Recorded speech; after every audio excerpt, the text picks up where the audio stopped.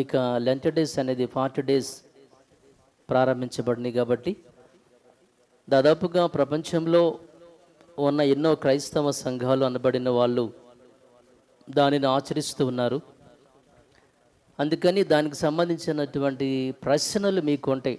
మనం ఆచరించాలా, ఆచరించకూడదా? దాని గురించినటువంటి కొంత వివరణ నేను మీకు ఇవ్వాలని అనుకుంటున్నాను. శ్రద్ధ కలిగి మీరు వింటే అది మీకు చాలా ఉపయోగకరంగా ఉంటుంది. ఎవరికైనా చెప్పాలన్నా ఎన్నో రకాలైనటువంటి అభిప్రాయాలు, ఆలోచనలు, మనకి కొంతవరకు ఆన్సరు తెలిసిన, కొంతమందికి ఆన్సర్ ఇంకా తెలిగిపోయినా, ఈ రోజున ప్రతి సంఘం కూడా ఏం చెప్తారంటే, మా సంఘంలో ఇలాగే జరుగుతుందండి కాబట్టి మేము ఇలాగే ఉంటాం, మా చర్చిలో పాస్టర్ గారు ఇలాగే ఉంటారండి మేము ఇలాగే ఉంటాం. నేటి క్రైస్తవ సమాజాన్ని ఒకసారి మనము ఆలోచించినప్పుడు ప్రతి సంఘంలో ఉన్న విశ్వాసులు మేము మా సంఘాన్ని ఫాలో అవుతామండి, మేము మా యొక్క డినామినేషన్స్నే ఫాలో అవుతాం, మేము మా యొక్క పాస్టర్ గారినే, మా సంస్థను మాత్రమే మేము ఫాలో అవుతాం. బ్యాప్టిస్ట్కి వెళ్ళేవాళ్ళు అక్కడ ఆ సంఘాన్నే ఫాలో అవుతారు, లోథరన్కి వెళ్ళేవాళ్ళు ఆ సంఘాన్నే ఫాలో అవుతారు, లేకపోతే ఒక పెంతెకొస్తుకి వెళ్ళేవాళ్ళు దానిని ఫాలో అవుతారు, ఒక ఆర్సీఎంకి వెళ్ళేవాళ్ళు ఆ సంఘాన్ని ఫాలో అవుతారు, ఒక ఫెలోషిప్కి వెళ్ళేవాళ్ళు ఆ సంఘాన్ని ఫాలో అవుతారు, ఒక హెబ్రోన్ చర్చికి వెళ్ళేవాళ్ళు ఆ సంఘాన్ని ఫాలో అవుతారు, ఒక సాల్వేషన్ ఆర్మీకి వెళ్ళేవాళ్ళు ఆ సంఘాన్ని ఫాలో అవుతారు, ఒక సెవెంత్ డే చర్చికి వెళ్ళేవాళ్ళు ఆ సంఘాన్ని ఫాలో అవుతూ ఉంటారు. కానీ యేసుక్రీస్తు వారిని ఫాలో అయ్యేవాళ్ళు ఎవరు, బైబిల్ని ఫాలో అయ్యేవాళ్ళు ఎవరు అనేది ఇక్కడ ఆలోచన, ప్రశ్న. అంటే క్రైస్తవ సమాజాలన్నీ కూడా వారి వారి సంఘాలని ఫాలో అవుతున్నారే తప్ప బైబిల్ను ఫాలో అయ్యేవాళ్ళు చాలా తక్కువ, చాలా అరుదు. మా సంఘంలో ఇలాగే చెప్తారండి, మేము ఇదే ఫాలో అవుతాం, మా చర్చిలో పెడతారు కాబట్టి మేము లెంట్ డేస్ పాటిస్తామంటారు. సరే, లెంట్ డేస్ పాటించని వాళ్ళు కూడా ఉన్నారు. మీరెందుకు పాటించట్లేదంటే, మా సంఘంలో పాటించరు, మేము పాటించం, మా పాస్టర్ గారు చెప్పరు, మేము కూడా చెయ్యం. అంటే పాటించే వాళ్ళు ఎందుకు పాటిస్తున్నారా అంటే, మా సంఘం ఇంతే, సంఘాన్ని ఫాలో అవుతాం. పాటించని వాళ్ళు ఎందుకు మీరు పాటించట్లేదంటే, మా సంఘం ఇంతే, మేము ఇదే ఫాలో అవుతాం అనే ఆలోచనే తప్ప అసలు బైబిల్లో ఏముంది, ఏమి రాయబడింది, ఏమి రాయించారు, వీటి గురించి ఆలోచించడం నేటి క్రైస్తవ సమాజం ఎప్పుడో మానేశారు. ఆలోచించేంత ఓపిక ఈనాటి క్రైస్తవ సమాజానికి బైబిల్ పట్ల అవగాహన లేదనే చెప్పాలి. ఇకపోతే మనము ఈ లెంట్ డేస్ గురించి మనము ఆలోచించినట్లయితే, దేవుని పిల్లలారా, క్రీస్తు శకం 325వ సంవత్సరంలో చరిత్రలో, సంఘ చరిత్రలో ఉన్న విషయాలను బట్టి, నేను విన్నదాన్ని బట్టి నేను మీతో మాట్లాడుతున్నాను. క్రీస్తు శకము 325 అంటే క్రీస్తు పుట్టిన 325 సంవత్సరాలకు కాన్స్టంటైన్ అనేటువంటి రోమా చక్రవర్తి యేసుక్రీస్తు వారిని నమ్ముకున్న తర్వాత ఆయనకు ఆధ్వర్యంలో నైసియా అనేటువంటి ప్రాంతంలో ఒక కౌన్సిల్, ఒక సమావేశం అనేది ఏర్పాటు చేయబడింది. దానిని నైసియా సమావేశం అని కూడా అంటారు. ఆ ప్రాంతంలో ఆ సమావేశం ఏర్పాటు చేశారు కాబట్టి దానిని నైసియా సమావేశం అని కూడా అంటారు. ఇంతకు వీళ్ళందరూ కూడా అక్కడ మీటింగ్ ఎందుకు వేశారు, ఆ సమావేశాన్ని వాళ్ళు ఎందుకు వేయవలసి వచ్చింది అనంటే, అప్పటికి క్రైస్తవం అనేది ప్రపంచవ్యాప్తము అవ్వలేదు.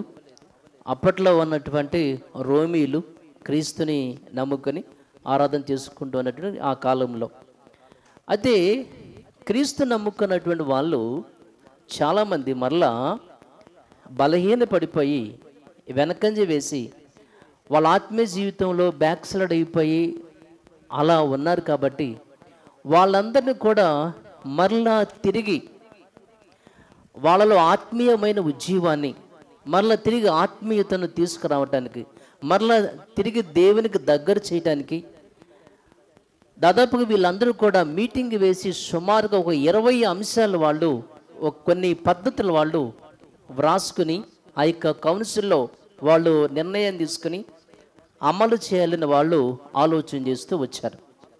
వెనకబడినటువంటి ఈ క్రైస్తవులు వారిని తిరిగి ఆత్మీయంగా వారిని పురిగొల్పడానికి, వారిని ప్రోత్సహించడానికి మనము కొన్ని అంశాలని ప్రతిపాదన చేయాలని ఒక 20 అంశాలు వాళ్ళు అప్పుడు వ్రాసుకున్నారు. సో వాళ్ళు పెట్టినటువంటి అంశాలలో 5వ అంశమే లెంట్ అనేటువంటి మాట ఉంటుంది. అంటే యాక్చువల్గా లెంట్ అనేటువంటి ఈ యొక్క మాటకి అర్థము ఎన్నో, అంటే లెంటన్ అనేటువంటి ఆ పదము నుంచి లెంట్ అనేటువంటి పదము చెప్తూ ఉంటారు. అంటే దానికి ఉన్న అర్థాలు ఏంటంటే, మీనింగ్స్ ఏంటంటే శ్రమల కాలము, పశ్చాత్తాప కాలము, దుఃఖ కాలము, ఇలాంటి దుఃఖ దినము, పశ్చాత్తాప దినము, ఇలాంటి అర్థంతో వచ్చేటువంటి లెంట్ అనేటువంటి పేరు.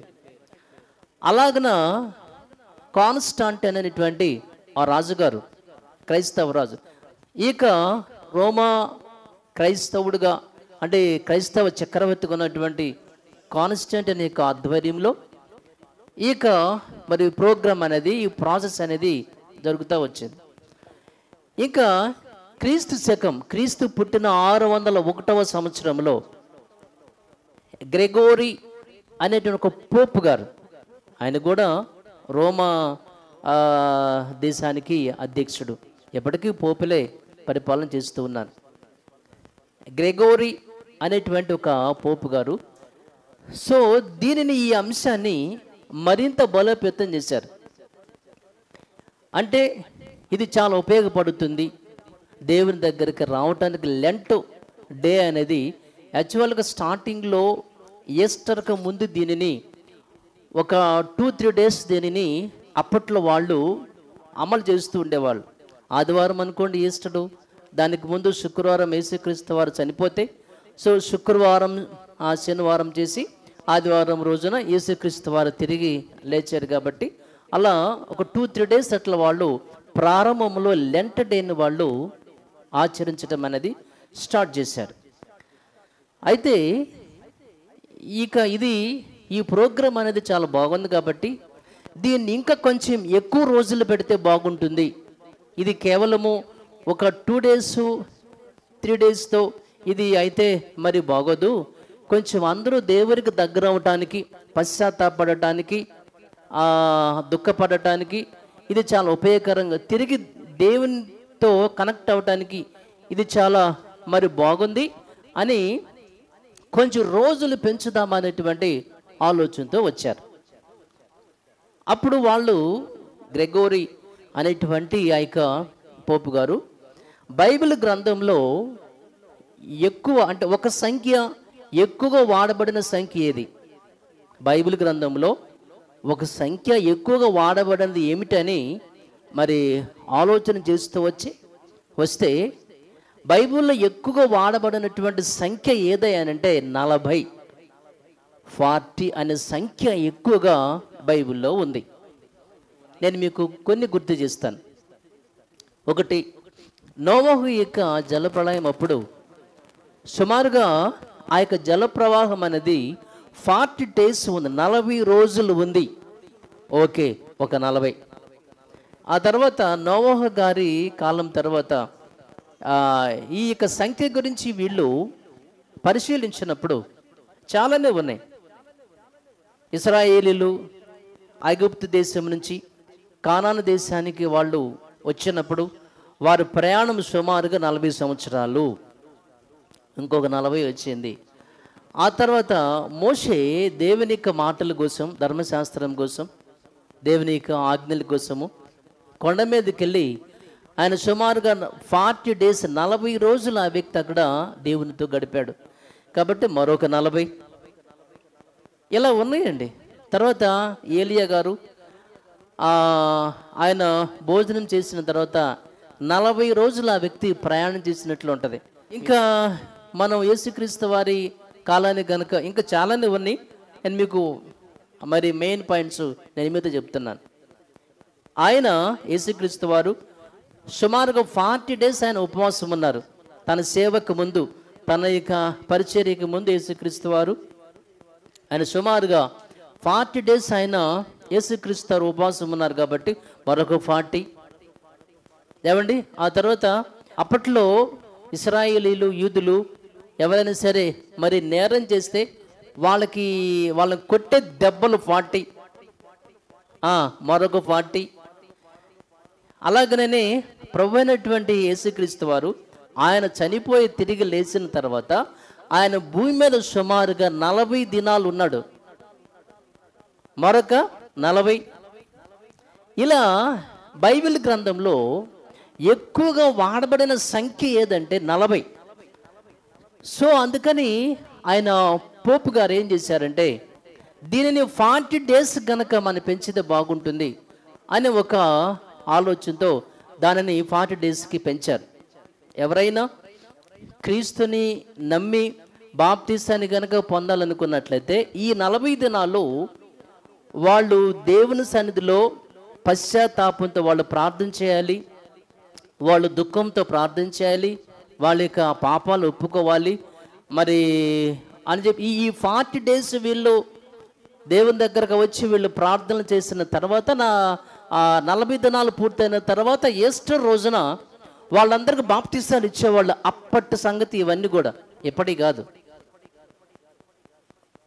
ఆ కాలంలో వాళ్ళు నిర్ణయించినటువంటి ఇవన్నీ పెద్దల సుమా.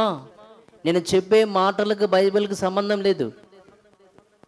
మీరు ఆ విషయాలు మీరు గుర్తుపెట్టుకోవాలి. అసలు బైబిల్కి సంబంధం లేని మాటలు మనం చెప్పుకోవడం మంచిదేనా? కరెక్ట్ కాదు కదండి. బైబిల్లో ఉన్న విషయాలే మాట్లాడుకోవాలి. బైబిల్ లేని విషయాలు ఎందుకండి? కరెక్ట్ కాదు కదండి. కానీ మీకు అర్థం అవ్వటానికి ఈ రోజున అంటే వాళ్ళకి తెలిసిన విషయాలు బహుశా మీకు తెలియకపోవచ్చు. ప్రతి చర్చలో ఇది చేస్తున్నారు కాబట్టి మనకెందుకనే లేదనే అభిప్రాయం మీకు ఉంటుంది. కాబట్టి దాని గురించిన కొంత విషయం మీకు చెప్పాలనే ఆలోచనతో నేను వచ్చాను ఇప్పుడు. ఇక ఎవరైనా సరే బాప్తీసాన్ని పొందాలనుకున్నప్పుడు వాళ్ళు చేసేటువంటి పని ఏంటంటే అది ఎట్లా ఈ 40 దినాలు వాళ్ళు ఉపవాసం ఉండాలి. ఉపవాసం ఉన్నా పర్వాలా, లేకపోతే లేదు. కానీ వాళ్ళు ఈ 40 days వాళ్ళకి దుఃఖ దినాలు, పశ్చాత్తాప దినాలు. ఈ 40 days వాళ్ళ పాపాలు ఒప్పుకొని వాళ్ళు పశ్చాత్తాపడాలి. పశ్చాత్తాపం అనేది అయిన తర్వాత అప్పుడు వాళ్ళకి ఈస్టర్ రోజున వాళ్ళకి మరి బాప్తిసం ఇవ్వాలి అనేటువంటి ఈ యొక్క ఆలోచన. అయితే అప్పట్లో ఉన్నటువంటి అప్పటికే రక్షణ పొందిన విశ్వాసులు, క్రైస్తవులు, అయ్యా మరి మేం సంగతి ఏంటి అని వాళ్ళు కూడా ఆలోచిస్తున్నారు. కాబట్టి ఇంకొకటి ఏంటంటే రక్షణ పొందిన వాళ్ళు, బాప్తీసాలు పొందిన వాళ్ళు, విశ్వాసులుగా మరి మారిన వాళ్ళు కూడా వాళ్ళు బలహీన పడిపోతున్నారు. కాబట్టి వెనకంజ వేస్తున్నారు. కాబట్టి వీళ్ళకు కూడా ఉపయోగపడటానికి మీరు కూడా దీన్ని ఆచరిస్తే బాగుంటుంది. కేవలము బాప్తీసాన్ని పొందే వాళ్ళు మాత్రమే 40 days వాళ్ళు దీక్షలో ఉండటం కాదు, కానీ బాప్తీసాన్ని పొందే సంఘంలో ఉన్న మీరు కూడా చాలామంది వెనక్కి వెళ్ళిపోయారు కాబట్టి, బలహీన పడిపోయారు కాబట్టి మరలా మీరు తిరిగి రీకనెక్ట్ అవ్వటానికి దేవునితో, మరలా మీరు తిరిగి దేవునిలోనికి రావటానికి, ఆత్మీయంగా మరలా తిరిగి మీరు గ్రోత్ అవ్వటానికి ఈ 40 days మీకు చాలా ఉపయోగపడుతుంది అని చెప్పేసి వాళ్ళకు కూడా మీరు పాటిస్తే మంచిదని వాళ్ళకు చెప్పినప్పుడు ఇంకా అప్పటి నుంచి వీళ్ళు కూడా పాటించడం అనేది ప్రారంభమైంది. ఆయన కాలంలోనే ఇక లెంట్ డేస్ అనేది ప్రపంచవ్యాప్తం అనేది చేయటం అనేది జరిగింది. ఇది యాక్చువల్గా ఎప్పుడు దీనిని వీళ్ళు నిర్ణయిస్తారంటే దాదాపుగా ఫిబ్రవరి 4 తర్వాత మార్చి 10 మధ్య, ఫిబ్రవరి 4 తర్వాత మార్చి 10 మధ్యలో చంద్రుని యొక్క పరిభ్రమణాన్ని బట్టి వీళ్ళు వీళ్ళు భస్మ బుధవారాన్ని స్టార్ట్ చేస్తారు. ఏమండి, చంద్రుని యొక్క పరిభ్రమణాన్ని బట్టి ఫిబ్రవరి 4 తర్వాత, అలాగనే మార్చి 10కి ముందు, అంటే కరెక్ట్గా వసంతకాలము స్టార్ట్ అయ్యేటువంటి, అంటే చలికాలము ముగించబడి వసంతకాలం అనేది స్టార్ట్ అయ్యేటువంటి ఆ యొక్క 1 month ఆ మధ్యలో చంద్రుని యొక్క పరిభ్రమణాన్ని బట్టి, అందుకే ఒకే డేట్లో రాదు గుడ్ ఫ్రైడే అనేది. అంటే ఫిబ్రవరి 4 నుంచి మార్చి 10 మధ్యలో వీళ్ళు చంద్రుని యొక్క పరిభ్రమణాన్ని బట్టి ఆ టైంని వీళ్ళు కేటాయిస్తారు. ఈస్టర్ ఆదివారానికి ముందు 40 days వెనక్కి వెళ్తారు. మధ్యలో 6 ఆదివారాలు వస్తాయి. వాటిని వీరు దీంట్లో యాడ్ చేయరు. ఎందుకు యాడ్ చేయారంటే, యేసుక్రీస్తు వారు ఆదివారం అంటే తాను తిరిగి లేచినటువంటి రోజు కాబట్టి, మరి తిరిగి లేచినటువంటి ఆ రోజు అంటే హ్యాపీ కదా. కాబట్టి ఈ యొక్క దుఃఖ దినాలలో, ఈ పశ్చాత్తాప రోజులలో ఆదివారాన్ని యాడ్ చేయకూడదు అని వాళ్ళు అనుకున్నారు. ఎందుకంటే ఆదివారం అంటే ఆ రోజు మరి హ్యాపీగా ఉండాలి, మనం సంతోషంగా, యేసుక్రీస్తు వారు తిరిగి లేచాడు కాబట్టి. అందుకని ఈ మధ్యలో సుమారుగా 6 ఆదివారాలు వస్తాయి. ఈ 6 ఆదివారాలు తీసేసి ఈస్టర్కి ముందు 40 రోజుల నుంచి వీళ్ళు ఈ లెంట్ డేస్ అనేది స్టార్ట్ చేయటం అనేది జరిగింది. అప్పటి నుంచి అది కొనసాగుతూ వచ్చింది. అయితే ఈస్టర్కి ముందు 40 days వీళ్ళు వెనకెళ్ళి ఆ యొక్క 40 daysలో మొదటి రోజు, ఆ మొదటి డేట్ అప్పుడు ఏ వారం వచ్చింది అని వాళ్ళు చూస్తే ఆ రోజు బుధవారం వచ్చింది. సో కాబట్టి మనం ఇక లెంట్ డేస్ ప్రారంభము రోజు ఎప్పుడు వచ్చింది అంటే బుధవారం వచ్చింది. కాబట్టి ఆ రోజున ఆ యొక్క బుధవారానికి వాళ్ళు పెట్టిన పేరు ఏంటంటే భస్మ బుధవారము. భస్మ బుధవారము నుంచి 40 దినాలు అయిన తర్వాత మధ్యలో 6 ఆదివారాలు తీసివేసి ఆ 40 days తర్వాత ఈస్టర్ వస్తుంది. ఇది నాటి క్రైస్తవ మత పెద్దలు, అప్పటి పోపు గారి ఆధ్వర్యంలో ఏర్పాటు చేసినటువంటి ఈ లెంట్ డేస్ అనేది.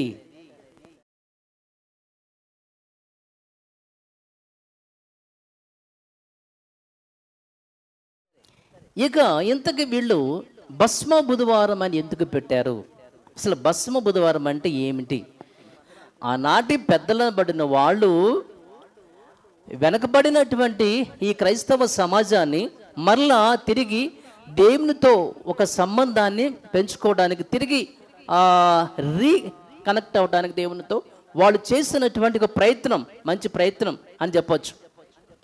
సరిగ్గా దీనిని ఆ యొక్క ప్రారంభపు రోజుని, ఆ బుధవారాన్ని భస్మ బుధవారం అని పిలుస్తారు. ఎందుకు భస్మ బుధవారం అంటారు?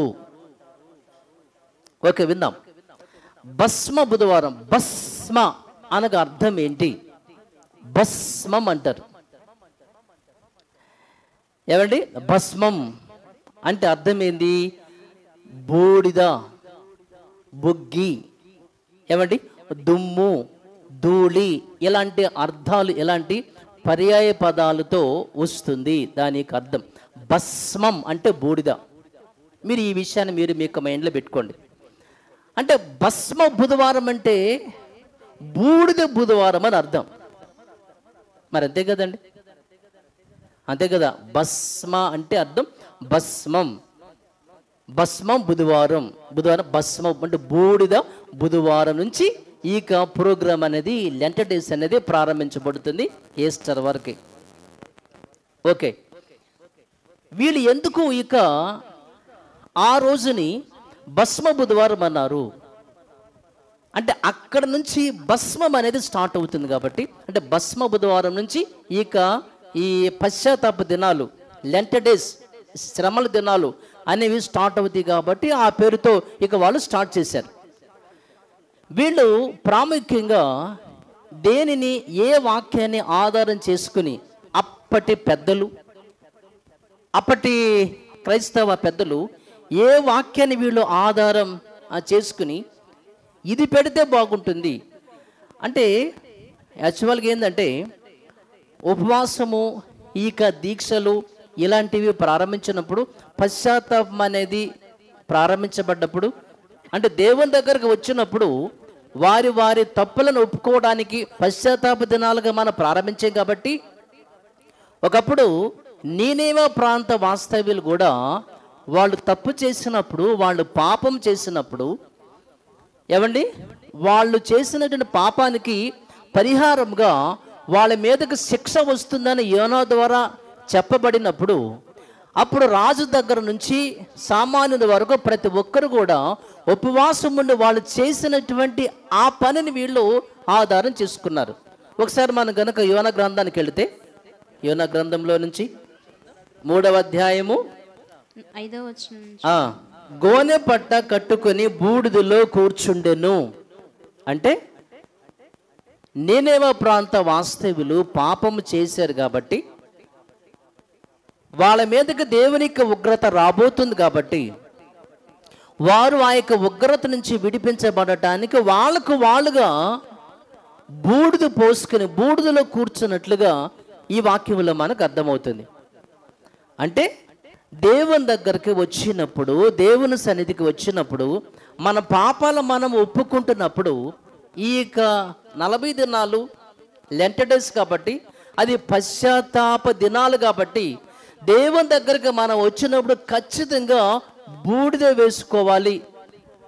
సో అలాంటి కనుక చేస్తే బాగుంటుందని చెప్పేసి ఆ బూడిద బుధవారంగా ప్రారంభించారు. ఇంకొకటి ప్రాముఖ్యమైన విషయం అంటే బూడిదని ఎందుకు వాళ్ళు యూజ్ చేశారంటే యాక్చువల్గా ఆల్రెడీ నీనేవే ప్రాంత వాస్తవ్యులు దేవుని దగ్గరకు వచ్చినప్పుడు వాళ్ళు పశ్చాత్తాప పడ్డప్పుడు ఈ కార్యక్రమాన్ని చేశారు ఒకటి. ఇంకొకటి ఏంటంటే అసలు మెయిన్ వాక్యం ఏంటంటే ఒక వాక్యాన్ని వాళ్ళు ఆధారం చేసుకుని దీనిని బట్టి అప్పటి క్రైస్తవ సమాజానికి ఒక విషయాన్ని తెలియపరచాలనే ఉద్దేశంతో వాళ్ళు దీన్ని ప్రారంభించినట్లు చెప్తారు. ఏంటది? ఆదికాండంలో నుంచి మనం చూద్దాం. 3వ అధ్యాయానికి వద్దాం. ఆదికాండం 3వ అధ్యాయము 19 చూద్దాం. నీవు నేలకు తిరిగి చేరే వరకు నీ ముఖపు చెమట కార్చి ఆహారము తిందువు. ఓకే, ఆహారము తిందువు. నెక్స్ట్ ఇక్కడ నుంచి చూద్దాం. ఏలా అనగా నీవు నేల నుంచి తీయబడితీవి కాబట్టి నీవు మన్నే గనుక నీవు మరలా తిరిగి మన్నైపోదువు అని చెప్పాను. అసలు మెయిన్ కాన్సెప్ట్ ఏంటంటే ఈ వాక్యం ఏంటంటే అప్పట్లో క్రైస్తవులుగా ఉన్న వాళ్ళు బాప్తీసాలు పొందిన తర్వాత కూడా మరలా వాళ్ళ యొక్క శరీర ఆశలు శరీర కోరికల కోసమే వాళ్ళు రోజు కూడా అదే పనిలో అదే బిజీలో వాళ్ళు ఉన్నారు కాబట్టి శరీరానికి సంబంధించినటువంటి అక్కర్ల విషయంలోనే వాళ్ళు ప్రయాసపడుతూ బిజీగా ఉన్నారు కాబట్టి ఒకసారి వాళ్ళ యొక్క శరీరం అనేది ఏదో ఒక రోజున మట్టిలో నుంచి వచ్చిన ఈ శరీరము మట్టయిపోతుంది, మన్నైపోతుంది, బూడిదైపోతుంది, బుగ్గైపోతుంది అనే విషయాన్ని ఆనాటి క్రైస్తవ సమాజానికి తెలియపరచడానికి ఈ లెంట్ డేస్తో పాటు ఈ బూడిద కార్యక్రమాన్ని కూడా వాళ్ళు ఏర్పాటు చేసేవాళ్ళంటండి.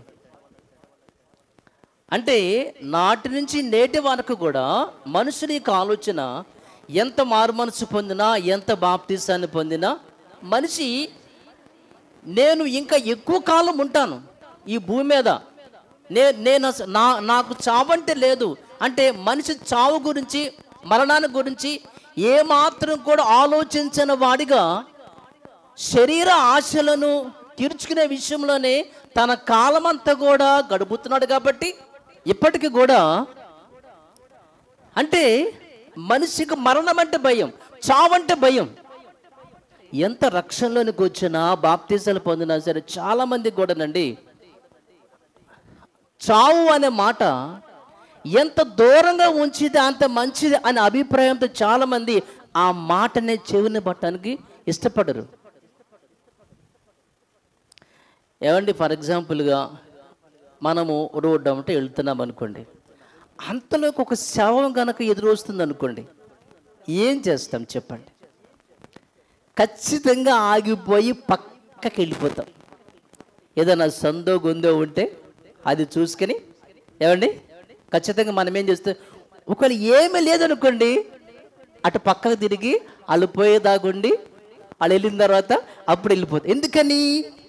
శవానికి ఎదురెళితే మనం కూడా శవం అయిపోతామేమో, అంటే మనకు కూడా మరణం వచ్చేదేమన్నా భయం. అంటే చావుకి చాలా దూరంగా ఉండాలని ప్రతి మనిషి ఆలోచిస్తాడు. సరే, ఇంట్లో ఉన్నాం, మన ఇంటి ముందు నుంచే వెళ్ళింది శవం. వాళ్ళు వెళ్ళగానే ఏం చేస్తారు? నీళ్లు తెచ్చి ఏదో కార్యక్రమాన్ని చేస్తారు. అది ఎందుకని? ఆ దోషం అంటే ఆ మరణం అనేది మా ఇంటికి రాకూడదు, మా గడప తొక్కకూడదు. కొంతమంది మన సొంత వాళ్ళైనా బంధువులైనా చనిపోయినా ఆ దినానికి సంబంధించినటువంటి కార్డులు తీసుకొస్తారు. జ్ఞాపకార్థ కూడికని పైన పెట్టి, ఏమండి, 9వ రోజునో 11, 15 ఏదో ఒకటి పెట్టేసి ఇంటికి వస్తారు. మణికి అవతలే ఉండయ్యా, లోనకు రావద్దు, లోనకు రాకూడదు. మా ఆయనకి అర్థమైపోయే ముందే ఆ మణికి అవతలే ఉంటాడు. అంటే వాళ్ళకి తెలుసు లోనకి తీసుకెళ్ళకూడదు కార్డు అని. అందుకని మనం ఏం చేస్తామంటే మణికి అవతలే వెళ్తాం. వెళ్ళిపోయి ఎవరు ఓకే ఇలా వెళ్ళగానే దాన్ని చింపేసేసి డస్ట్బిన్ వేసేస్తాం. మరణానికి ప్రతి మనిషి కూడా భయపడుతూ ఉంటాడు. ప్రతి మనిషి భయపడుతుంటాడు, ఇష్టపడడు. దేవుడేమో ఒక పక్కన బైబిల్లో నరులారా తిరిగి రండి అంటుంటే మేము రాము, అమ్మో మాకొద్దు అంటున్నాం మనం. అంతే కదండి. అసలు కొంతమంది అయితేనండి మరణానికి సంబంధించిన పాటలు పాడిన పాటలు వినరు. ఫలానా ఈ కాలంలో ఈ పాటలే పాడాలి, ఈ సందర్భంలో ఈ పాటలే పాడాలి, మరొక పాటలు పాడకూడదు. ఫర్ ఎగ్జాంపుల్ అండి, లెంట్ డేస్ స్టార్ట్ అయిందండి. ఏమండి, ఇప్పుడు ఏ చర్చిలో అయినా సరే చింతలేదిక యేసుబూట్ అని పాట వినిపించిందండి. పోని రక్షకుండు దయించినాడట అంటే ఈ టైంలో ఏ చర్చిలో కూడా ఇలాంటి పాటలు వినపడవు. ఏమండి, సరే క్రిస్టమస్ సీజన్కి వెళదాం. వచ్చినప్పుడు అక్కడ మనం ఏం పాడాలంటే ఎంతో చింత అని చెప్పేసి ఇక స్టార్ట్ చర్చిలో పాడితే అయ్యో ఎవరా పాట పాడింది అబ్బాయి పాడకూడదు ఈ క్రిస్టమస్ సీజన్. ఇప్పుడు సరే అని చెప్పేసి ఎంత ఈ పాడేమనుకోండి, రక్షకుండు దయించిన ఎవరు పాడింది పాడకూడదు, అశుభకరమైన పాటలే పాడాలి. ఏమండి, క్రిస్టమస్ సీజన్లో ఈ పాడితే ఊరుకోరు కదా. పరమ జీవమున పాడకూడదు నాయన. అది ఏం పాడాలి? బర్త్డేకి సంబంధించిన ఏ పాడాలి. ఏమండి, ఇప్పుడైతే డెత్కి దానికి సంబంధించిన పాటలే పాడాలి, మరొకటి పాడకూడదు. ఏమండి, పాడితే ఒప్పుకోరు, ఊరుకోరు. పొద్దున్నే లేచి 5:30కి పరదేశులము ప్రియ అని గనక స్టార్ట్ చేస్తే నీకు ఇంట్లో ఏమన్నా ఉందా? ఏంట్రా నీకు అసలు బుద్ధి జ్ఞానం ఉందా? పొద్దున్నే లేక ఈ పాట ఏంట్రా, పరదేశంలో పాట ఏంటి, దౌర్భాగ్యుడా. ఎందుకని పాడకూడదు. అది మరి ఎప్పుడు పాడాలి? అది కరెక్ట్గా శవం ముందే పాడాలి. శవం ముందే పాడితే ఆయనకి ఏమర్థమైందండి? ఏమండి, శవం ముందు పరదేశంలో అంటే ఆయనకి ఏమర్థమవుతుంది? బ్రతికున్నప్పుడు చెప్పాలి, అరే నాయనా మనం పరదేశంలో రా అని. చచ్చిపోతే వాడికి ఏమర్థమైంది? ఇలాగా మన వాళ్ళు కొన్ని పాటలు అప్పుడే పాడాలి తప్ప మరొక సందర్భంలో పాడకూడదు. ఈ టైంలో బర్త్డేకి అసలు శుభకార్యాలు ఉండవు. ఇంకా మాట చెప్పాలంటే ఏమండి, శుభకార్యాలు ఉండవు. ఎందుకని? ఈ టైంలో పెళ్ళిళ్ళు కానీ, ఫంక్షన్లు కానీ, ఇల్లు మరి ఓపెనింగ్లు కానీ ఏం ఉండకూడదు. ఎందుకంటే అందరూ చాలా దీనంగా పశ్చాత్తాపంతో ఇట్లా ఉండాలి తప్ప, ఎందుకంటే లెటర్డేస్ కదా. అంటే పరదేశులమైన పాట పాడగానే మనిషికి ఏం గుర్తొస్తుంది? మరణం గుర్తొస్తుంది. అరే చచ్చిపోతామేమన్న భయం. అందుకని మనిషి చావడానికి ఇష్టపడట్లేదు, మరణానికి మనిషి ఇష్టపడడు. అందుకని పాటలు వినం, పాటలు పాడం. కొన్ని యాక్సిడెంట్లు ఇలాంటివన్నీ కూడా మరి చూపిస్తారు కదండి. అమ్మో చూడకూడదు, తప్పు. అమ్మో నాకు భయం. ఎందుకని? అసలు అవి చూస్తే భయం, ఆ మాట వింటే భయం. కొంతమందికి ఫలానా వాళ్ళు చచ్చిపోయారు అనే వార్త వింటేనే భయం.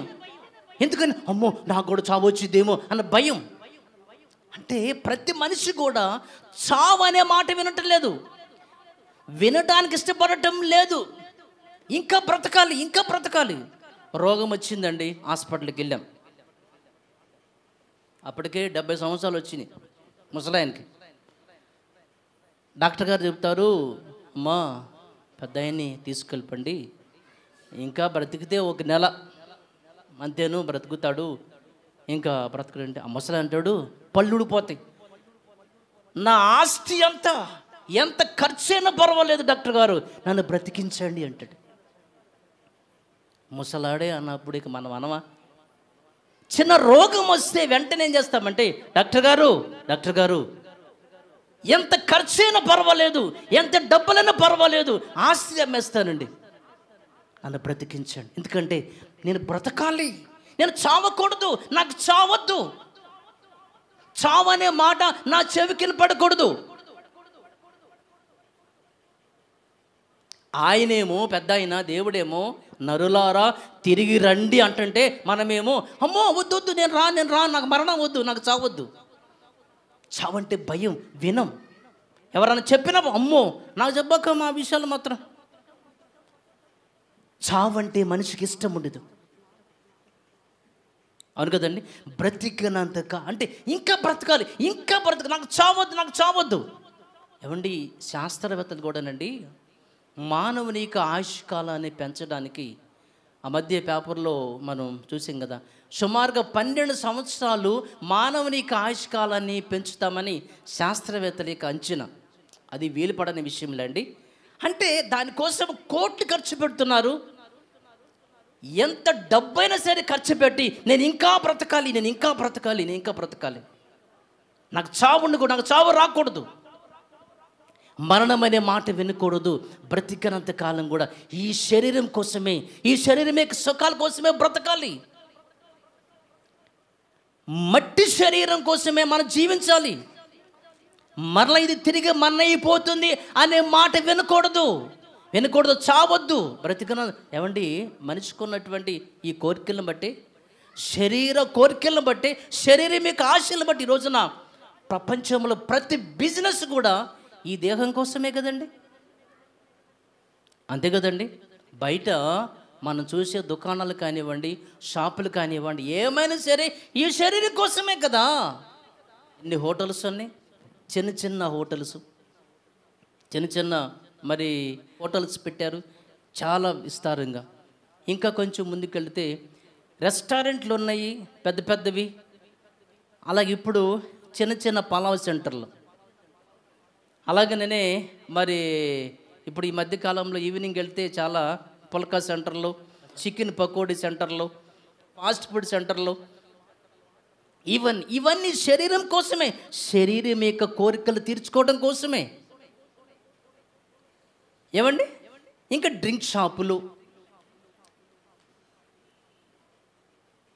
ఐస్ క్రీము పార్లర్లు, డ్రింక్ షాపులు, ఇవన్నీ కూడా మనిషి యొక్క శరీరం యొక్క కోరికలు, ఈ మట్టి శరీరాన్ని పోషించుకోవడం కోసం ఇవన్నీ కూడా.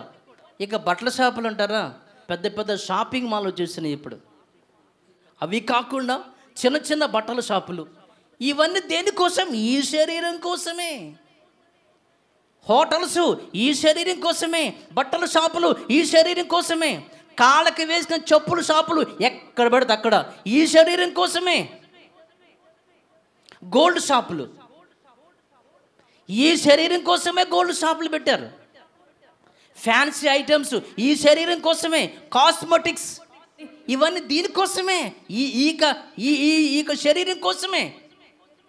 అంటే మనిషి దీని గురించే పొద్దుగూకులు ఆలోచిస్తున్నాడు కాబట్టి, అందుకని బయట జరిగే బిజినెస్ మొత్తం కూడా ఈ శరీరానికి సంబంధించినటువంటి బిజినెస్సే.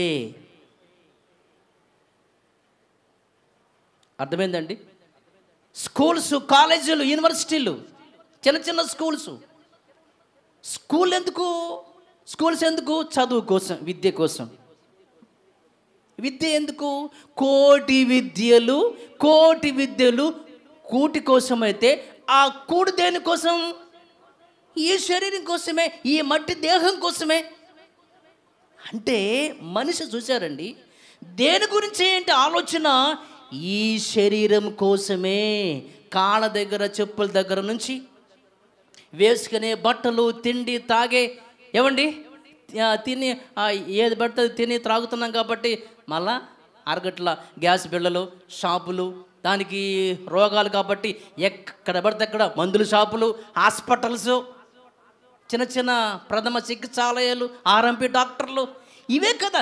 ఏ షాప్ పెట్టినా, ఏ హోటల్ పెట్టినా, ఏ హాస్పిటల్ పెట్టినా, ఏ షాపింగ్ మాల్ అయినా సరే, ఏ బిజినెస్ అయినా సరే, ఒకే ఒక పర్పస్ ఏంటంటే మనిషి యొక్క మట్టి శరీరం కోసమే. మనిషి తను చేసే జాబ్, ఉద్యోగం దేనికోసమైనా ఈ మట్టి దేహాన్ని సుఖపెట్టడం కోసం మాత్రమే ఇవన్నీ కార్యక్రమాలు. దీని గురించే మనిషి ఆలోచిస్తూ ఉన్నాడు. పొద్దుగూకులు ఇదే ఆలోచన. కొంతమంది ఏంట్రా ఆలోచిస్తున్నావు? ఏంటమ్మా అంటే, ఏందో పిన్ని సన్నగా అయిపోతున్నాను, బాగా ఎంత తిన్నగానే సన్నగా అయిపోతున్నాను. అంటే సన్నగా అయిపోతున్నాను కాబట్టి ఆలోచన ఎక్కువైపోయింది. ఈ మట్టి శరీరము ఎంత తిన్నా సన్నగా అయిపోయేసరికి ఏం చేయాలో అర్థం కాక, బాబు ఇక మట్టి శరీరం కోసమే. ఇంకొకడు ఏంటంటే, ఏంది బాగా ఆలోచిస్తున్నావు, ఏంది కొంచెమే తింటాను ఈ మధ్య, కానీ ఇది బాడీ బాగా వచ్చేస్తుంది. అసలు కొంచెమే తింటాను, ఉదయం ఏదో తింటాను, ఏదో ఫ్రూట్స్ తింటాను, రాత్రి ఫ్రూట్స్, మధ్యాహ్నం ఇంత అన్నమే తింటా, పులకాయలు తింటాను, ఇంతే తింటాను అసలు, కానీ ఏందో బాడీ బాగా వచ్చేస్తుంది, పొట్ట బాగా వచ్చేస్తుంది. ఆలోచన, ఈ మట్టి శరీరం గురించి ఆలోచన. బక్క చిక్కిపోతున్నాననే బాధ, లావుతున్నాననే బాధ, పొట్టిగా ఉన్నాననే బాధ, హైట్గా ఉన్నాననే బాధ, నల్లగా ఉన్నాననే బాధ. ఏంటంటే ఏదో నల్లగా పుట్టాను, ఏం రుద్దినా, ఏ క్రీములు రాసినా రుద్ది ఎంత రుద్దినా సరే ఒక మొఖానికి మొట్ట వస్తుందే కానీ తోలు మాత్రం ఎర్రగ రావట్లేదు. బాధ ఎక్కువైపోయింది. ఇదొక బాధ అయిపోయింది నాకు. నల్లగా ఉంది శరీరం, ఎవరు తీసుకుంటారు నన్ను? ఇదొక బాధ అయిపోయింది. ఈ మట్టి శరీరం గురించే, ఈ మట్టి దేహం గురించే. ఇంకొంతమంది అయితే ఏంటంటే, ఏంది ఈ మధ్య ఎంటుకలు తెల్లబడిపోతుంది, అది కూడా బాధే. ఏమండి వయసు పెరిగితే ఎంటుకలు తెల్లబడవండి? మనకి ఎప్పుడైనా తెల్ల వెంట్రుక కనుక కనపడితే అద్దంలో చూసుకుందాని అసలు బాధపడిపోతాం. అదొక బాధ. అది ఏమనంటే, ఏమో ఏంది ఈ మధ్య ముసలాండ అయిపోతున్నానేమో, కొంచెం మొక్కల్లో కూడా కొంచెం ముడతలు వచ్చేస్తున్నాయి, ఎంటుకలు కూడా కొంచెం వైట్కి వస్తున్నాయి, నాకు పెళ్ళి అయితే లేదు, పిల్లలైతే బాధ అండి. అంటే ఈ మనిషి జీవితకాలం అంతే కూడా ఈ మట్టి దేహం కోసమే ఆలోచిస్తున్నాడు. కొంతమంది రోగాల గురించి ఆలోచన. ఏందమ్మా ఎప్పుడు ఆలోచిస్తావంటే, ఏం చెప్పమంటా పిన్ని, మొన్న షుగర్ వచ్చింది కదా, దాని గురించి దిగులైపోయింది, సరిగ్గా తినట్లా.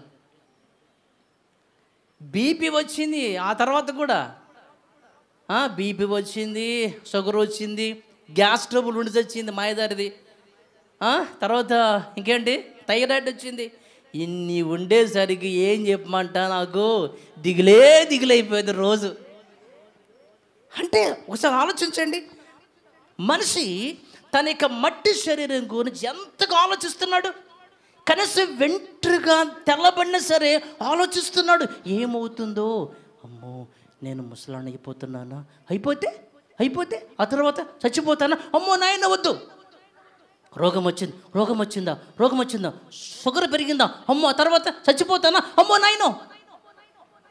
ఇలాగా మనిషి ప్రతిరోజు ఎవ్రీడే కూడా దేవుని గురించి ఆలోచించడం మానేశాడు. వీటి గురించే మనిషి ఆలోచిస్తున్నాడు కాబట్టి బయట బిజినెస్, ఏ వ్యాపారమైనా సరే, ఏ దుకాణమైనా సరే, ఏ షాప్ అయినా సరే, ఏ చిల్లర కొట్టైనా సరే, ఈ మట్టి శరీరం కోసమే వాళ్ళు పెట్టారు. మనం పొద్దుకు కూడా దాని గురించి ఆలోచిస్తున్నాం కాబట్టి ఈ మట్టి దేహాన్ని గురించి మనిషి ఆలోచిస్తున్నాడు కాబట్టి ఏదో ఒక రోజున నీ మట్టి శరీరము మన్నైపోతుంది అని తెలియపరచటానికి ఎంత మంచి, నిజంగా అప్పట్లో వాళ్ళు పెట్టిన ఆలోచన నాకైతే అనిపించింది చాలా మంచి ఆలోచనేనని. ఏమండి, ఎందుకని మనిషి ఫర్ ఎగ్జాంపుల్గా మనం కనుక మరి ఆలోచించినట్లయితేనండి, ఏమండి ఆదాము అవ్వ ఉన్నారు. దేవుడు వారికి చెప్పిన మాట ఏంటంటే, నాయనలారా మీరు ఆ పండును తినొద్దు అని చెప్పాడు. ఉండాలి కదండి, మరి ఉండాలి. కానీ అవ్వమ్మ గారు ఏం చేశారు, పండును తినేశారు. ఏమండి, అవ్వమ్మ గారు పండుని తినేశారు. సరే, అసలు ఆమె పండు ఎందుకు తినాలి? ఏమండి, ఏదైనా తోటలో దేవుడు అన్ని పళ్ళు పెట్టాడు కదండి. అసలు ప్రపంచంలో ఉన్న పళ్ళన్నీ కూడా ఏదైనా తోటలో ఉన్నాయి అనుకున్నా నేను ఖచ్చితంగా. దేవుని తోట అది, వాళ్ళ ఇష్టం. అంటే ఈరోజు తిన్న పండు రేపు తినకుండా బ్రతికినంత కాలము తినే పళ్ళు ఉంటాయి. ఇప్పటికీ ప్రపంచంలో ఉన్నాయి. మనకు కొన్ని పళ్ళే మనకు తెలుసు. ఏమండి, మరి అన్ని రకాల పళ్ళు దేవుడు పెట్టి అన్ని తినండి, ఒక్క పండు తప్ప అని చెప్పాడు. ఎంత మంచి దేవుడు అండి దేవుడు. నిజంగా అన్ని తినమన్నాడుగా, మొత్తం అన్నీ. మరి అన్ని తినమన్నప్పుడు నీకే మరి ఆ ఒక్క పండుగను ఆగలేవా? అన్నీ తినమని చెప్పి ఒక్క పండే కదా దేవుడు చెప్పింది, ఆగొచ్చు కదా. లేదు, ఆగలేదు, తినపడేసింది. ఆమె తినేది కాకుండా ఏం చేసింది, భర్త దగ్గరికి తీసుకుని వెళ్ళింది. ఏమండి, ఏమయ్యా ఆదామా నువ్వెందుకు తిన్నావని దేవుడు అడిగితే అంటాడు, నేను కాదు మహానుభావా, ఇదిగో నువ్వు నాకు ఇచ్చేవే నా పెళ్ళాం అవ్వ ఆమె అంటాడు. అంటే నీ పెళ్ళాం గడ్డితే తింటావా అనుకుందా ఊరకని. నాకు నా పెళ్ళాం ఇచ్చింది, అవ్విచ్చింది అని అంటున్నావే, నీ పెళ్ళాము పచ్చి గడ్డి తెచ్చి ఇచ్చింది, తింటావా? అబ్బే ఎందుకు తింటామండి, అవి గదలు తింటాయి. అయితే మనుషులు తినకూడదని నువ్వు అంటే నీ పెళ్ళాం గడ్డిస్తే తినవా? ఇప్పుడు కొంతమంది చెప్తారు, నాదేం లేదు అంతా నా భార్యేనండి అని చెప్పేసి కొంతమంది అంటూ ఉంటారు. ఈవినింగ్ ఇంటికి వస్తాడు, శివునిపోయిన అన్నము, పాసిపోయిన పప్పు, మురిగిపోయిన పెరుగు, ఏమండి సర్దిపడినటువంటి కూర వేసి పెట్టింది అనుకోండి, చాలా థ్యాంక్స్ అమ్మా, నువ్వు ధన్యరాలు అమ్మా, నా కోసం ఎంతో కష్టపడి వారం క్రితం వండి నీ పెట్టావమ్మా, నీకు చాలా వందనాలమ్మా, ధన్యవాదాలమ్మా. లొట్లేసుకుంటే తింటాడా? దేవుడి సంగతి తర్వాత ముందు భక్తో ప్రార్థన బాప్తిసం తర్వాత ఇసిరి ప్లేటుతో. అంటే తినకూడని ఆహారాన్ని నీ భార్య నీకు ఇచ్చినప్పుడు నీవు కోపట్టు, నీకు అది నీకు మంచిదైనప్పుడు, నీ భార్య వచ్చి తినకూడని పండు తెచ్చి నీకు ఇచ్చినప్పుడు నువ్వేం చెప్పాలి? నువ్వు దేవుడు వద్దున్న పండుని మనం ఎందుకు తిన్నావు? నువ్వు తిన్నావా ఎందుకు తిన్నావు అని కోప్పడాల్సిన వాడు పెళ్ళాని చెప్పింది కదండి. పెళ్ళాని చెప్పి తిన్నాడు దేవుడు. ప్రపంచంలో ఏం చెప్పిందో మాయమాటలు, ఆమెకి ఎవరో మాయమాటలు చెప్పారు. అపరిచితుడు వచ్చేమన్నాడు, ఇది మీరు కనుక తిన్నారంటే దేవదూతలు అయిపోతారమ్మా, చూడటారు. ఇవేం చెప్పిందో ఈయనకి వచ్చి, ఏమండి మనం ఇన్ని రోజుల నుంచి ఇన్ని పళ్ళు తింటున్నాం కానీ అబ్బా వాటికన్నా ఈ పండు ఏమా టేస్ట్గా ఉందండి, భలే ఉందండి, తినండి. ఆల్రెడీ ఆమెకి చెప్పాడు కూడా. ఏమేం చెప్పిందో వాళ్ళ ఆయనకి చెప్పేసి తినిపించిందండి. ఆమె తిన్నా ఆయన తిన్నా దేనికోసమే? ఇన్ని పళ్ళు దేవుడు పెట్టాడు కదండి, ఈ మట్టి శరీరం కోసం, ఈ మట్టి దేహం కోసం. ఆదమా, నువ్వు ఏ మట్టి శరీరం కోసం అయితే నా మాట కాదని నా ఆజ్ఞను నువ్వు మీరి ఏ మట్టి దేహం కోసమైతే నేను వద్దున దాన్ని ఆశించి నువ్వు తిన్నావో, ఏదో ఒక రోజున అతి త్వరలో నీ మట్టి శరీరం కూడా మన్నైపోతుంది. అదే చెప్పాడు ఈ మాట అర్థం. ఇప్పుడు చూద్దామా 3వ అధ్యాయము ఆదికాండంలో నుంచి 3వ అధ్యాయము 19 చూద్దాం. నీవు నేలకు తిరిగి చేరు వరకు నీ ముఖపు చెమట కార్చి ఆహారము తిందువు. ఏలయనగా నేల నుండి నీవు తీయబడితివి, నీవు మన్నే కనుక తిరిగి మన్నైపోదు అని చెప్పాను. Very good. ఏ మట్టి శరీరం కోసమైతే నువ్వు ఇలా చేసావో, ఏదో ఒక రోజున నీ మట్టి శరీరం మన్నై బూడిదై బుగ్గై పోతుంది అనే విషయాన్ని ఆ రోజున మొదటి మనిషికి దేవుడు చెప్పిన ఆ మాటను తీసుకుని మనాళ్ళు ఈ భస్మ బుధవారం రోజున వాళ్ళు చేసినటువంటి పని ఏంటంటే, నాయనలారా మీరు బ్రతికినంతకాలం కూడా ఈ మట్టి శరీరం కోసం, ఈ మట్టి దేహం కోసం మీరు పరాకులాడుతున్నారు కదా. లెక్సిన దగ్గర నుంచి నువ్వు చేసే ఏ పనైనా ఈ మట్టి దేహం కోసమే కదా. ఏదో ఒక రోజున ఈ మట్టి శరీరము బూడిదైపోతుంది, మన్నైపోతుంది, బుగ్గైపోతుంది అని వేళకి తెలియపరిచి, మరణం అనేది ఉంది, నువ్వు బూడిదైపోతావు అనే విషయాన్ని మనిషికి తెలియపరచడానికి బుధవారం రోజున, భస్మ బుధవారం రోజున ఈ కార్యక్రమాన్ని వాళ్ళు ప్రారంభించినట్లు చెప్తారండి. నిజంగా అది బైబిల్లో లేని విషయం. కానీ అప్పటి ఉన్నటువంటి బోధకులు లేదంటే అప్పటి సేవకులు బలహీనపడుతున్నటువంటి వీళ్ళందరిని మరలా తిరిగి బలపరచడానికి వాళ్ళు చేసినటువంటి ఒక మంచి పని అని చెప్పచ్చు. దేవునికి దగ్గర చేయడానికి ప్రార్థన చేసేటువంటి ఒక కార్యక్రమాన్ని ఒక లెంట్ డేస్గా వాళ్ళు పెట్టి, ఏమండి ఈ బూడిదను ప్రారంభంలో అయితే ఆ బూడిద తీసుకొచ్చి నెత్తి మీద వేసేవాళ్ళు. వీళ్ళు ఏ రోజు అయితే ప్రారంభిస్తారో ఆ రోజు నుంచి ఆ భస్మాన్ని, ఆ బూడిదని తెచ్చి అందరి నెత్తి మీద పోసేవాళ్ళు. కాలగమనంలో ఏమైందంటే, వీళ్ళు నెత్తి మీద ఆడవాళ్ళు ముసుగేసుకుంటారు కాబట్టి ఆ బూడిద వేయటం అనేది వీలు పడటం లేదని, ఆ తర్వాత ఆ బూడిదను ముఖానికి పూసుకోవటం అనేది స్టార్ట్ చేశారంట. ఇంకా ఆ తర్వాత కూడా కొద్ది కాలం అది అయిపోయి ఆ బూడిదని తీసుకుని ఇట్లా సిలువేసుకుంటారు. ఇప్పటికీ ఆర్సీఎం వాళ్ళు, రోమన్ క్యాథలిక్స్ కనుక మీరు వెళితే, ఆ చర్చెస్ కనుక వెళితే అక్కడ వాళ్ళు ఆ బూడిద తీసుకుని ఇలా వాళ్ళు సిలువ అనేది వాళ్ళు వేసుకుంటారు. నిజంగా ఇవన్నీ రోమన్ క్యాథలిక్స్ వాళ్ళు ప్రారంభించినయే. ప్రపంచంలో ఏ పండగ వచ్చినా, ఏ కార్యక్రమం వచ్చినా, క్రిస్టమస్ అయినా, ఈస్టర్ అయినా, లెంట్ డేస్ అయినా, అది ఏమైనా క్రైస్తవులకు సంబంధించినటువంటి ఏ ప్రోగ్రామ్ అయినా అక్కడే స్టార్ట్ అయినాయి. ఏమండి, ఎందుకని ఫస్ట్లో వాళ్ళే కాబట్టి ఈ కాన్స్టంటైన్ అనేటువంటి ఆ యొక్క చక్రవర్తి కాలంలో ఎక్కువ ఈ క్రైస్తవాన్ని విస్తరించాలనేటువంటి అభిప్రాయం ఆయనకు ఉండేది కాబట్టి అలా వస్తూ వచ్చింది. పైగా ఈ బూడిద ఎక్కడి నుంచి, ఏ బూడిద పడితే ఆ బూడిది కాదు. ఏమండి, మనకి ఈస్టర్కి ముందు ఒక సండే వచ్చింది, పామ్ సండే అంటారు,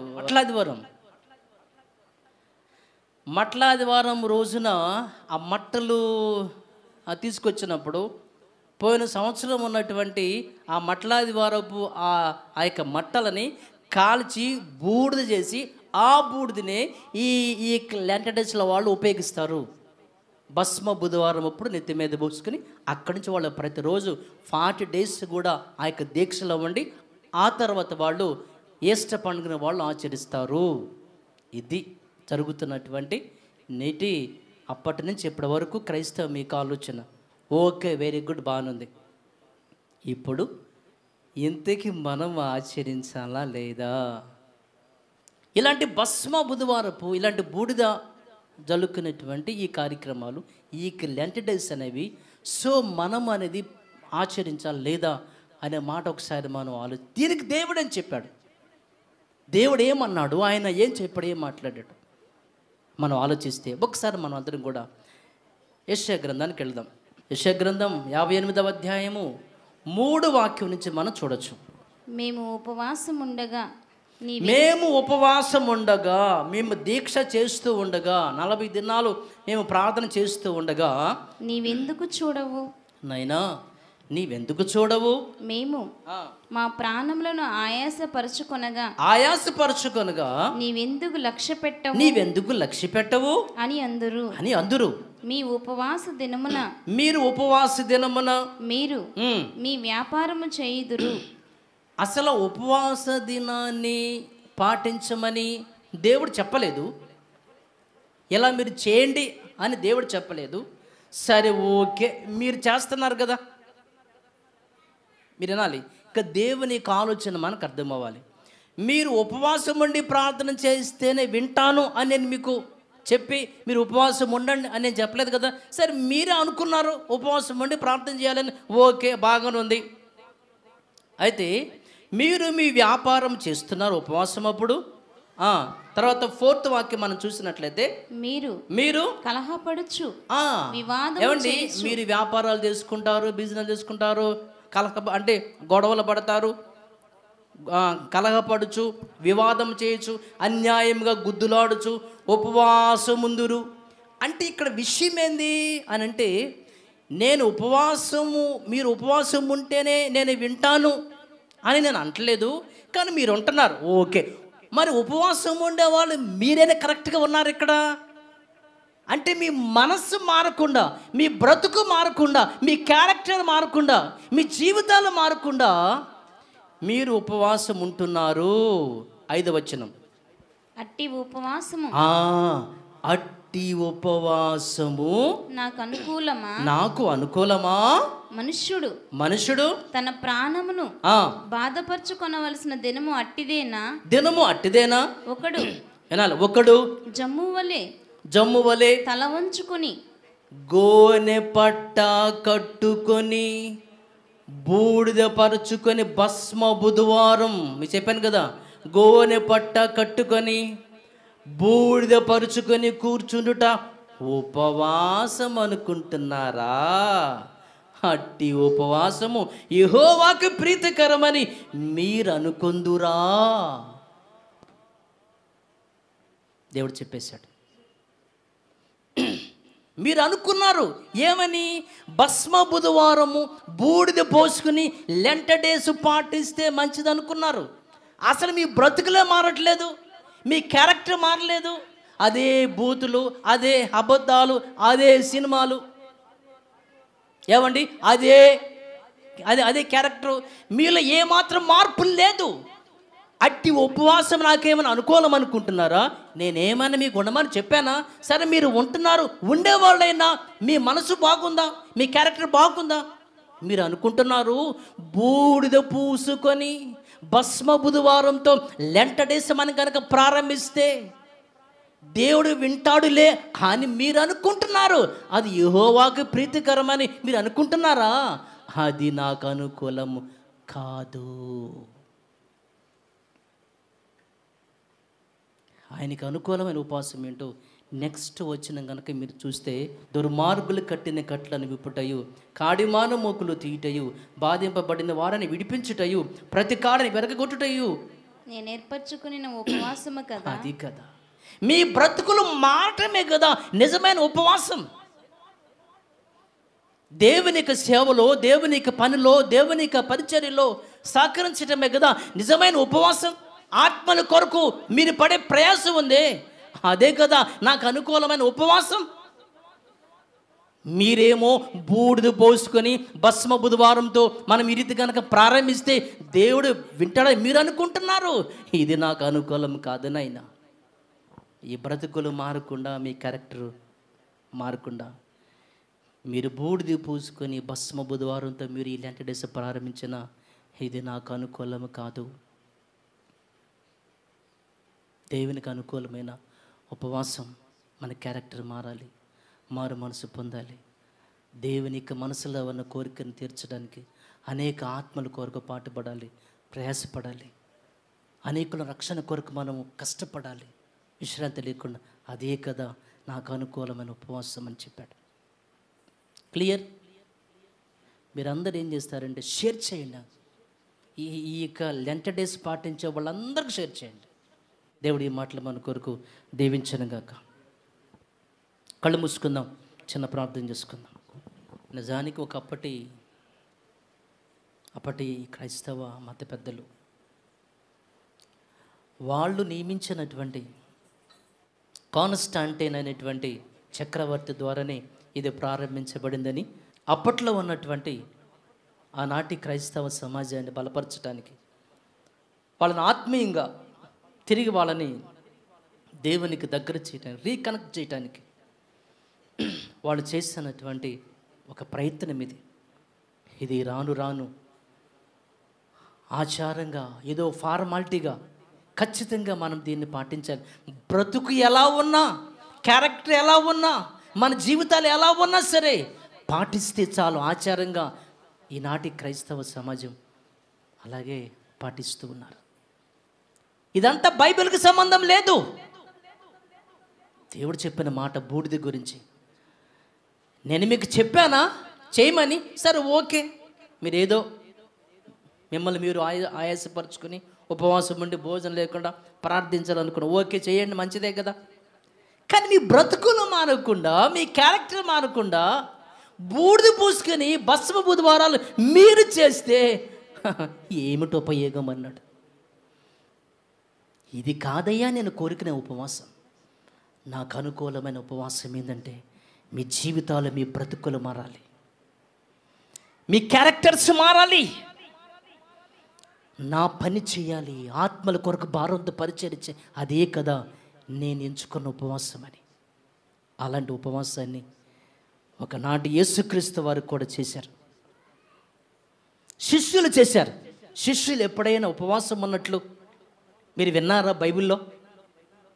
పైగా యేసుక్రీస్తు వారి వద్దకు వచ్చి, నీ శిష్యులు ఎందుకని ఉపవాసం ఉండట్లేదు? ఏమండి, నిజమైన ఉపవాసం ఏమిటో బైబిల్ గ్రంథంలో ఎన్నో విషయాలు ఉన్నాయండి. అది యేసుక్రీస్తు వారు చేశారు, ఆనాడు శిష్యులు చేశారు, మనం కూడా చేద్దాం. ఇదిగోనైనా చెప్పినటువంటి ఇక మాటలనైనా ప్రతి మనసులో ఉండాలి. నిజమైన ఉపవాసం ఏమిటో ఈరోజు విన్నాం. భస్మ బుధవారం గురించి, లెంట్ డేస్ గురించినైనా. కాబట్టి తండ్రి, ఆచారబద్ధంగా ఏదో ఫార్మాలిటీ కోసం కాకుండా తండ్రి, మీరు కోరుకునే నిజమైన ఉపవాసాన్ని, మీరు కోరుకునే భస్మ బుధవారాన్ని, మీరు కోరుకున్న లెంట్ డేస్ని మేమందరూ చేసేవారికి ఉండాలని కోరుకుంటూ యేసుక్రీస్తు వారి పవిత్ర నామమున ప్రార్థన చేస్తున్నాను తండ్రి. ఆమేన్.